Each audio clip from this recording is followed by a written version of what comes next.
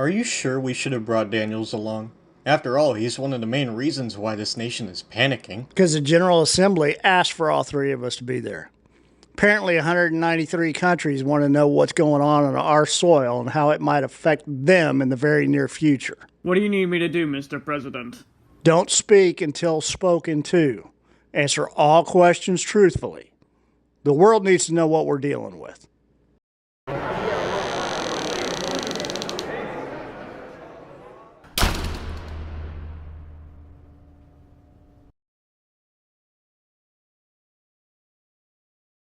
Mr. President, the reason we have called you three here today is to discuss the unprecedented events that have unfolded in your nation. These events have caused widespread concern throughout the Assembly. I will go over a few major questions before we let the UN take over. Let's start with the incident in San Francisco. Where were you that day? I just finished a meeting downtown and was boarding Marine One when it arrived. Could you elaborate on who it is? At this point, we're not sure what it is. All we know is it's a building-sized creature that seems hell-bent on destruction. It's already leveled cities like Las Vegas, Houston, Dallas, Fort Worth, Oklahoma City, Chicago, Columbus, and just last night it hit Washington, D.C. Do you know why it is here? At this point, we haven't been able to establish any communications with the creature, so I can't answer that question. All right, that's enough questions for you for right now. I would now like to ask questions to the Vice President. Mr. Vice President, I assume that you may know more about this creature than the rest of us here. Care to tell us where it is right now? Well, this morning before I left, I received information that it was spotted just 40 miles east from the shores of Virginia.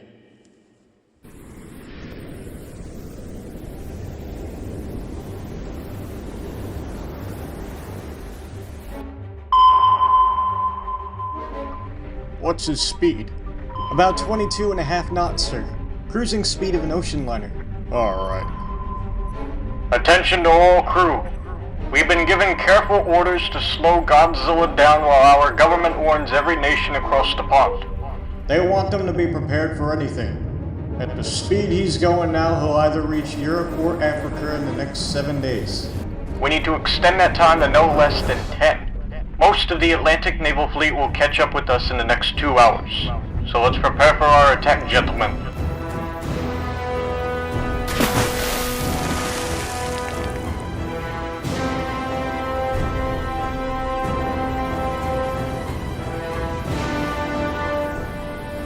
Gotcha.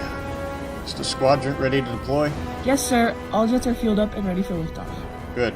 Just waiting on confirmation from the rest of the fleet. All units are ready, sir. Roger. All units, commence Operation Atlantic Hurricane.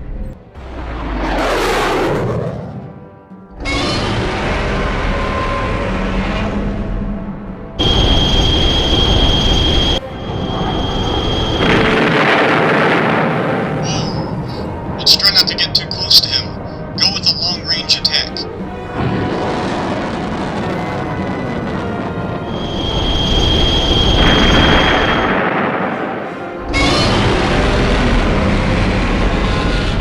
He has ceased fire. Tell those destroyers to give him everything they've got.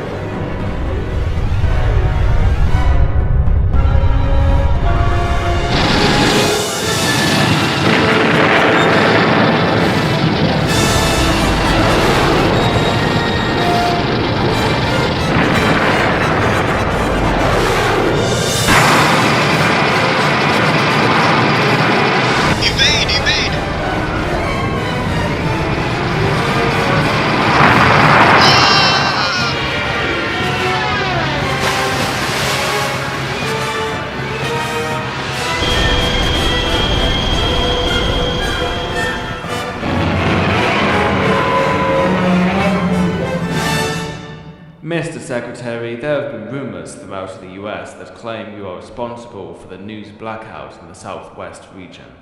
Are these accusations false, or are they true? Yes, they're true, but I didn't want to start a panic. Plus, I didn't think it was a good idea to let the media spread all of that. So I ordered members of the FBI and CIA to jam signals in every rural and urban area within 30 miles of his path. Weren't you aware that this caused panic anyway? Yes, I did, but I feared what the people would have done if they found out that I was covering all of this up. So you put the blame on the president for it? I didn't say that! I just said that I was concerned about the public's response! But the president was getting blamed before his address last month, yes? Well, I do recall some controversy. Alright, that's enough questions for you, Mr. Daniels. Thank you, sir. Now, a few more for the president before we wrap this first day up. Mr. President, you made your nationwide address after the incident in Dallas. On the air, you mentioned evacuation plans against, and I quote, any threats to our way of life. But you never mentioned any kind of description of this threat that you were evacuating for. Why did you keep that part so discreet? At the time of my address, we weren't sure what we were dealing with. All we knew is that we had to get people safely evacuated from their homes. And we had to make sure that the evacuations were done in an orderly manner. I understand that, sir, but there were casualties, and they're still being counted. Because those who were reluctant didn't leave because they were unaware of how dangerous the situation was. Once again, we were focused on getting people evacuated as timely and safely as possible. Unfortunately, we didn't have the time or the manpower to go door to door to make sure that all of our citizens heeded the evacuation warnings. Look, I understand that, Mr. President, but many people still got hurt. And I was just wondering if you were aware of that. Now, if you please, just one more question before we wrap this up. Are you aware of the major groups rising up in your nation? What groups are you referring to? Okay, look. Over the past week, ever since the disaster in Chicago, there have been a number of groups that have been created, mostly in the cities that were leveled. These groups have a religious ideology to them. They are practicing assemblies of worship and praise for this creature. I was just wondering if you've heard anything about it. We are aware of certain segments of our population that are acting in peculiar ways in response to this disaster, and we're monitoring them and their activities. Groups? These are cults. I mean, how did we overlook this? Stan, we were so concerned and focused on getting people evacuated that it's just natural that we miss this. But, sir, have you seen what they're doing? They're worshipping him like a prophet, like a god if even. Well, his name is Godzilla. Yeah, I'm aware of that. But what concerns me is what they're saying about it. Look at this poster. The day of judgment will arrive. Our sins have a deathly thirst. This prophet of destruction tells us all that we must be punished first. Huh. But what does that mean? I don't know what it means. But I think we definitely need to keep an eye on these cults just to ensure that whatever their behavior is, doesn't escalate to a point where we actually have to intervene and do something about it. But right now, our biggest priority is defense and safety. Now that Godzilla has left our soil, we need to make sure that the rest of the world is prepared for his arrival.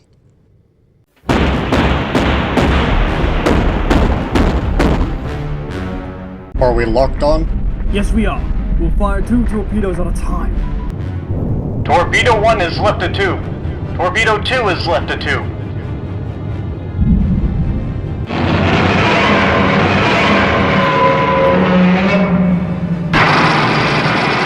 All back, full stern. Prepare to dive. Depth 300 meters. Fire the missiles. Alright. Fire missiles 1 through 3. Set destination for impact.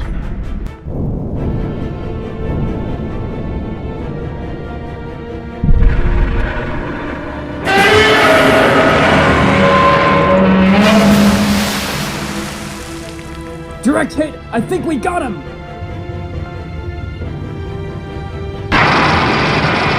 Hard left, full Hard ahead. left. Full ahead.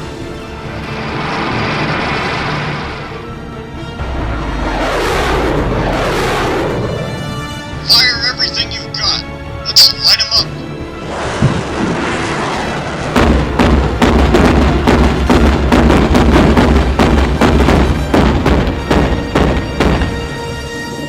We're losing them. We don't stop until we're all out. Keep firing.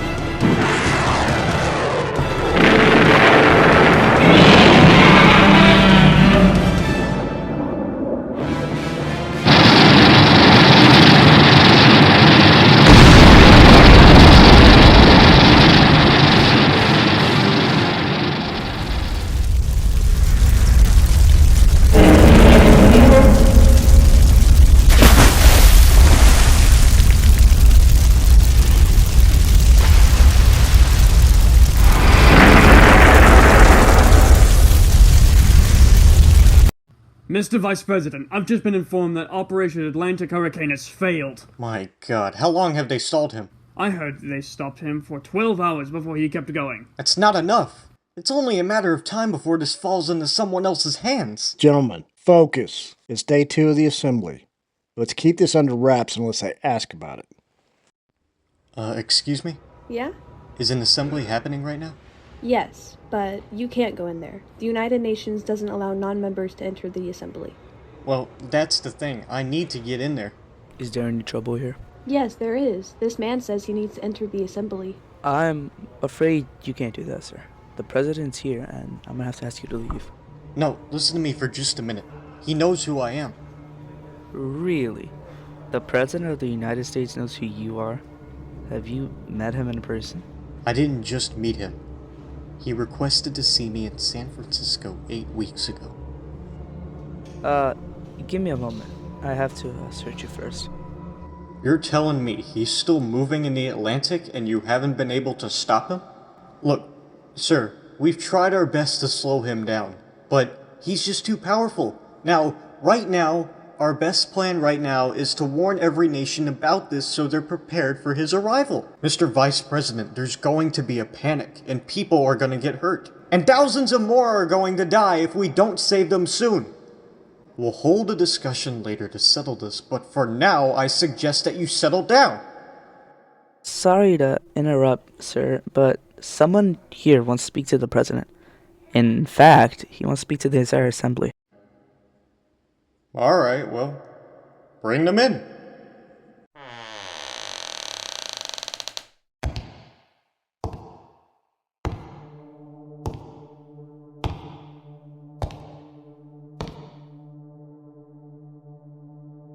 You're alive? I am, sir, but I should be dead right now. Mind if I say a few words for why I'm here? Go for it. This better be important.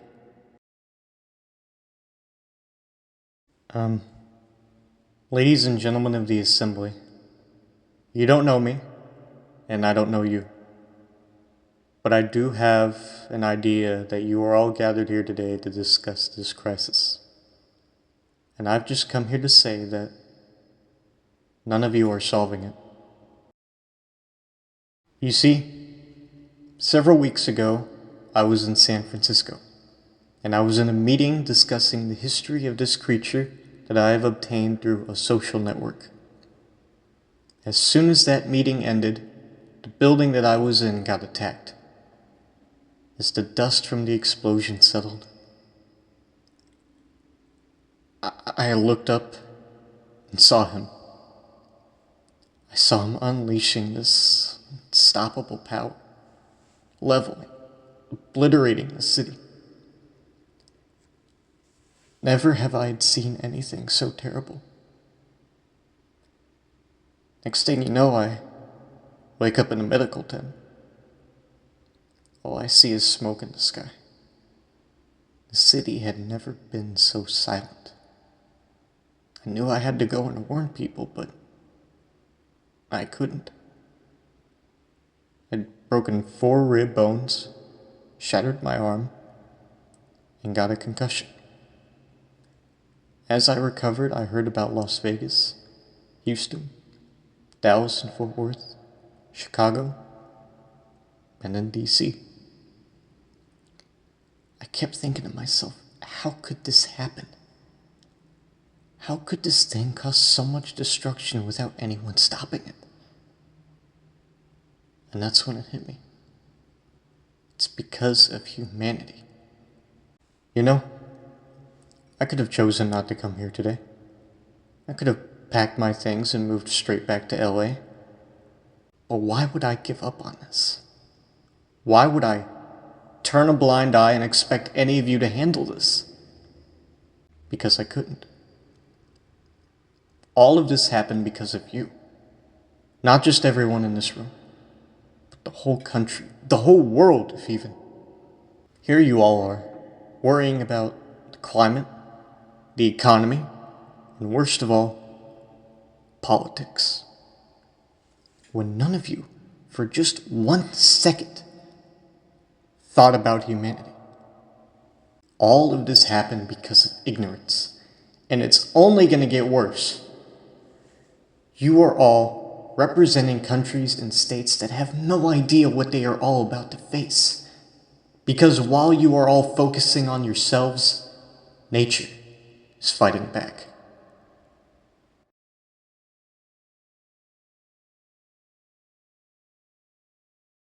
You know, I said something to myself in that building just before I passed out that day.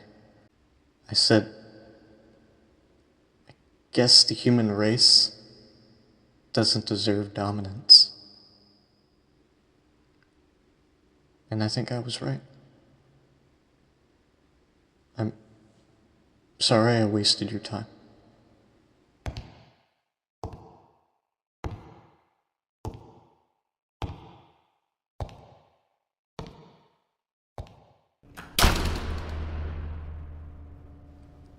This meeting is over, everybody.